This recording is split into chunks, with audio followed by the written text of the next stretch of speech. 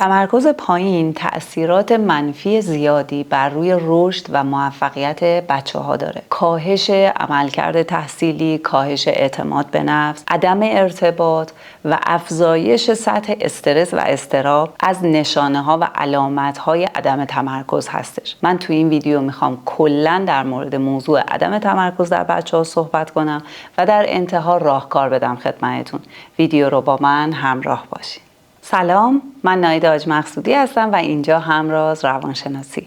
تمام سعیم اینه که مطالب علمی روانشناسی رو بسیار ساده و کاربردی برای شما خانواده‌های عزیز بگم. ما امروز میخوایم در مورد موضوع عدم تمرکز در بچه‌ها صحبت بکنیم. قبل از اینکه بریم علت‌ها رو با هم بررسی کنیم و در انتهای ویدیو راهکارها رو ببینیم، اول ببینیم نشونه‌ها یا علائم حواس پرتی یا عدم تمرکز چیا هستش. به ترتیب چند علامت رو میگم و حتما باید نزدیک به 60-70% این علائم در بچه شما توی 6-7 ماه گذشته وجود داشته باشه تا ما به بچه شما بگیم حواس پرت یا بچه‌ای که عدم تمرکز داره. پس الکی به بچه‌هامون لیبل و برچسب نزنیم. یکی از مهمترین نشونه‌ها اینه که وقتی داریم باهاش صحبت می‌کنیم انگار حواسش اینجا نیست. وقتی خودش داره با ما صحبت می‌کنه خیلی شاخه به شاخه میشه. نمیتونه حتی یه برنامه تلویزیونی رو بشینه برای 10 دقیقه یه ربع، یک انیمیشن، یک کارتونی که مورد علاقش هست رو بشینه برای 10 دقیقه یک ربع ساکت ببینه، تمرکز داشته باشه. وقتی داره یه اکتیویتی، یه فعالیتی انجام میده، یه بازی میکنه،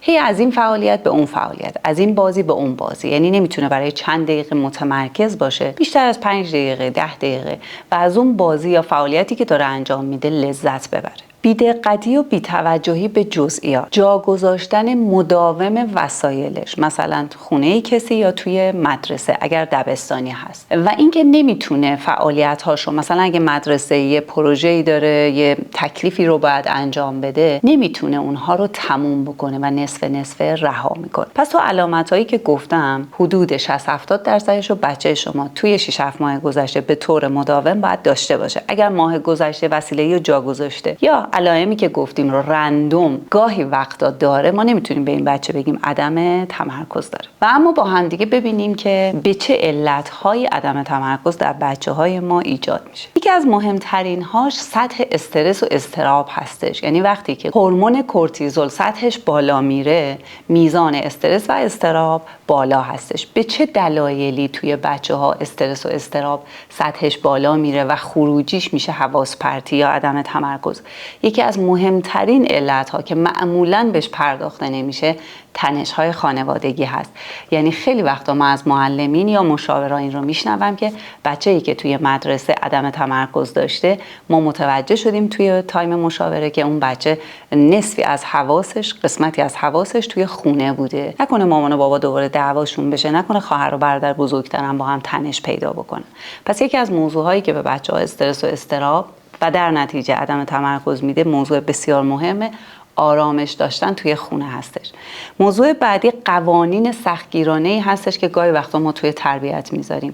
یعنی اگر به اصطلاح دنبال اون پسر خوب، دختر خوب، بچه‌های پرفکت و بی ایراد هستیم، میزانی از استرس و اضطراب رو داریم به بچه‌هامون میدیم و این میتونه باعث حواس پرتی بشه. موضوع بعدی درس و مدرسه هست. برای بعضی از ما خانواده‌ها موضوع تحصیل خیلی پررنگ و بلده و بابتش کامنت‌های خیلی مهم و عجیبی به بچه‌هامون میدیم و تحت تاثیر اون بچه‌ها استرس و اضطراب دارن.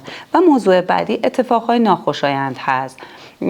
مرگ یا فوت عزیزی، تصادف، دزدی، اتفاقهای ناخوشایندی که پیش میاد و برای یه برهه زمانی میتونه به بچه ما عدم تمرکز بده. اگر طولانی مدت بشه باید حتما از روانشناس کمک بگیریم، ولی معمولا بعد از 5-6 هفته سطحش کمتر میشه این عدم تمرکز و خوب میشه. مورد بعدی که عدم تمرکز به بچه ها میده موضوع کمخوابی هستش یا بدخوابی. ما امروز میدونیم کلی تحقیق در این زمینه شده که حتما بچه‌ها باید قبل از ساعت 10 بخوابن، خصوصا قبل از سنین نوجوانی، یعنی 10-11 سالگی. حتما باید قبل از ساعت 10 خواب باشن و امروز میدونیم این رو که هورمون هایی که از جمله ملاتونین یا هورمون هایی که باعث میشن سطح کورتیزول خون، یعنی همون استرس و اضطراب، بیان پایین، اینها قبل از ساعت 10 هلوش 10 و 10 و نیم 11 ترشح میشن و بهتره که قبل از 10 بچه‌ها خواب باشن، در خواب عمیق رفته باشن که کاملا این هورمون ها تو بدنشون ترشح بشه که بتونن خواب خوبی داشته باشن و تحت تاثیر خوابی که به موقع شروع میشه به موقع پایان پیدا میکنه، یعنی حداقل 8 ساعت خواب مفید، روز خوبی رو و روز با تمرکز و بدون تنشی رو شروع بکنن. و گاهی وقتا ما یه خستگی ناشی از کمخوابی داریم توی بچه‌ها و دانش آموزان میبینیم. پس خیلی مهمه که من و شما مدیریت بکنیم و تایم خواب بچه‌ها رو تنظیم بکنیم. موضوع بعدی اضطراب محیطی هست. یعنی گاهی وقتا این اضطراب و استرس اصلا از تو خونه ما نیست، اوضاع خونه نسبتاً خوبه، نرماله، ولی مدرسه‌ای گذاشتیم که حالا جزو مدارس خاصه یا اضطراب خاصی به بچه میده، یا جو خیلی رقابتی هست، مقایسه‌ای هست، یا اینکه معلمش یا معلمی هستش که حالا احتمالاً ایدئالگراست، به هر حال داره تنشی به بچه ما میده و گاهی وقتا هیچ کدوم از اینا نیست. بچه ما روحیه حساسی داره و تو کلاس سر و صدای محیط یا جمعیت کلاس داره بهش اضطراب میده. موضوع بعدی تغذیه هستش. اگر تغذیه بچه‌ها الگوهای سلامت درش رعایت نشه، که یکی از اون الگوهای خیلی مهم در داشتن تمرکز این هستش که از قند و فراورده های قندی کمتر استفاده بشه، شیرینی و شکلات و بیسکویت و کیک و اینها کمتر خورده بشه. اگر مدل تغذیه ما اینطوری نباشه میتونه روی عدم تمرکز تأثیر بذاره. موضوع بسیار مهم بعدی استفاده از موبایل و آیپد و تبلت هست. وقتی تایم زیادی رو و طولانی مدت یه روز داریم از اینها استفاده میکنیم، یا آخر شب قبل از خوابیدن بچه‌ها با نگاه کردن به تبلت و گوشی و آیپد خواب میرن، به دلایل مختلفی عدم تمرکز میاد پایین. یکی از مهمتریناش اون نور آبی هستش که از این صفحات ساطع میشه و اون تحقیقات داره نشون میده که سطح هورمون ملاتونین که مرتبط با خواب هست رو میاره پایین و ما گفتیم که وقتی خواب خوبی نداریم عدم تمرکز هم حتما همراهش هست. موضوع بعدی عدم انگیزه هستش. وقتی که ما نسبت به کاری علاقه نداریم، میزانی از عدم تمرکز رو تو اون کار داریم و سطح یادگیری میاد پایین. اینا به هم دیگه مرتبط هستن. من و شما حتما تجربه داریم از گذشتمون، زمانی که از یه معلمی خوشمون میومد، یعنی در ما انگیزه و علاقه ایجاد کرده بود، درسش رو بهتر میفهمیدیم و بهتر یاد میگرفتیم. پس یکی از موضوعها اینه که آیا بچه ما تو اون موضوعی که ما احساس میکنیم عدم تمرکز داره علاقه هم داره یا نه. و موضوع آخر اختلالات هستش. اختلالات یادگیری یا اختلالاتی مثل اختلال کمبود توجه و بیش‌فعالی. من عمدن این موضوع رو گذاشتم در آخر بگم، چون یه چیز حدود 10% از بچه‌ها به دلیل اختلالات یادگیری یا بیش‌فعالی یا همون ADHD دچار عدم تمرکز میشن. پس ازتون خواهش میکنم به دلایل قبلی توجه بکنید و تو بچه خودتون اون رو پیدا بکنید. این قسمت رو بذارید کار متخصصاست، کار روانشناساست. تشخیصش سخت هستش، اینطوری نیستش که فقط بگیم 60-70% اون علت‌ها رو باید داشته باشن. در کنار اون علائم ما مسائل دیگه ای رو باید ببینیم توی بچه‌ها تا به تشخیص اختلالات برسیم. و عرض کردم خدمتتون که واقعا کمتر از 10% از عدم تمرکزها مرتبط با حیطه اختلالات میشه. اگه تا این قسمت ویدیو رو دوست داشتید و فکر میکنید مفیده، لایک کردن شما کمک بسیار بزرگی به من میکنه. دوستای خوبم، بریم سراغ راهکار. قبل از اینکه راهکار رو بگم یادمون باشه بچه‌هایی که عدم تمرکز دارن سطح یادگیریشون هم میاد پایین، چون خیلی اینا در مغز به هم مرتبطن. قسمتی از مغز که بهش هیپوکامپ گفته میشه مسئول یادگیری و تمرکز هست و زمانی که ما تمرکزمون میاد پایین یعنی احساس امنیت کمتری داریم و تو این شرایط یادگیری کمتر اتفاق میافته. پس اینا با هم دیگه لینک هستن، مرتبطن و ما نمیتونیم از بچه‌ای که عدم تمرکز داره بخوایم که خوب یاد بگیره یا حرف ما رو خوب بشنوه، یعنی دستورات ما رو فالو بکنه، یا توی مدرسه حرف معلمش رو خوب بشنوه، یا ریاضی و علوم و جغرافیا هر درس دیگر رو بتونه خوب بفهمه و درک بکنه و تکالیفش رو انجام بده. پس لطفاً اول درک بکنید، علتها رو پیدا بکنید در مورد فرزند خودتون و با توجه به علتها به راهکارها گوش بدید.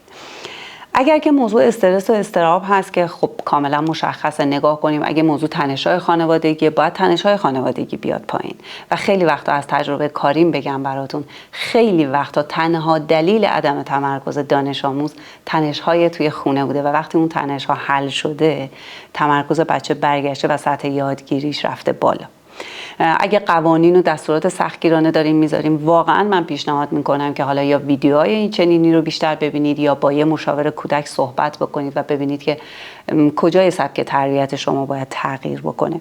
درس و مدرسه هم که من چند تا ویدیو مرتبط دارم راجع بهش که چجوری سطح استرس و اضطراب بچه‌ها رو بیاریم پایین تو این موضوع، چجوری بچه‌ها همکاری بکنن، تکلیف انجام بدن بدون اینکه اضطراب و استرس و فشاری روی بچه‌ها باشه.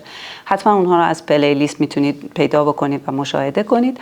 اتفاقهای ناخوشایندم که خدمتتون عرض کردم برای مقطعی، برای نهایتا 6 تا 8 هفته اذیت کننده هستن و بعد اگر دیدیم سطح تمرکز بچه‌ها برنگشت، باید حتما مشاوره بگیریم. در مورد کمخوابی هم که کاملا مشخصه، مدیریتش با من و شماست. هیچ بچه خودش دوست نداره زود بخوابه. حتما من و شما هستیم که ساعت خواب بچه‌ها رو بین 9 تا 9:30 شب باید تنظیم بکنیم و بچه‌ها به موقع بخوابن. در مورد مدرسه بازم میگم پیشنهادم اینه که به پلی لیست برید و از اونجا ویدیوهای مرتبط رو ببینید، ولی واقعا نیازی نیستش که ما بریم سراغ مدارس خاص، مدارس سختگیر، معلمای خیلی پرفکت و خیلی حرفه‌ای. کمی تو این هیته باید آسون بگیریم به بچه‌ها، به اندازه از بچه‌ها بخوایم و توی مدارس معمولی هم ما کلی دانش آموز موفق داریم که این موضوع مقایسه و رقابت و اینها توی مدارس انقدر نباشه که اضطراب زیاد به بچه‌ها داده نشه.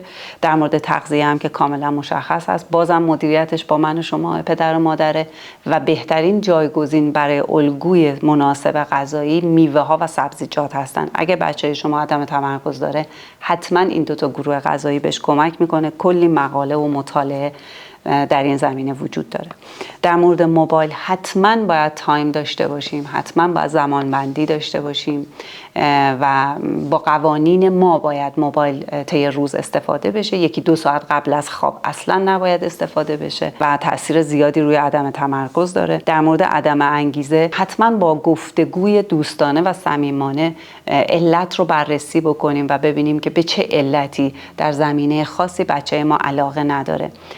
آیا ترس از معلم هست، معلم سختگیره، ارتباط برقرار نشده، یا اصلا شاید موضوع درس و مدرسه نیست و تو خونه ما هست. اگه به کاری علاقه نداره، در موردش حتما صحبت بکنیم و علت رو پیدا بکنیم و سعی کنیم که در اون زمینه انگیزه برای فرزندمون ایجاد بکنیم. در مورد اختلالات هم که عرض کردم، واقعا تشخیص یک متخصص نیاز هستش. اصلا در اون هیت ما صحبتی نمی کنیم. ویدیو هم اصلا در مورد اختلالات و تشخیص بیش‌فعالی یا اختلالات یادگیری نبود. من در مورد یه عدم تمرکزی که خیلی راحت خودمون پدر مادرها میتونیم ببینیمش، تشخیص بدیم و درمانش بکنیم صحبت کردم. ویدیویی داره بهتون پیشنهاد میشه. من مطمئنم اگه این راهکارها رو استفاده بکنید، ارتباط شما با بچه‌ها خیلی بهتر پیش میره و تنش توی خونه شما از بین میره.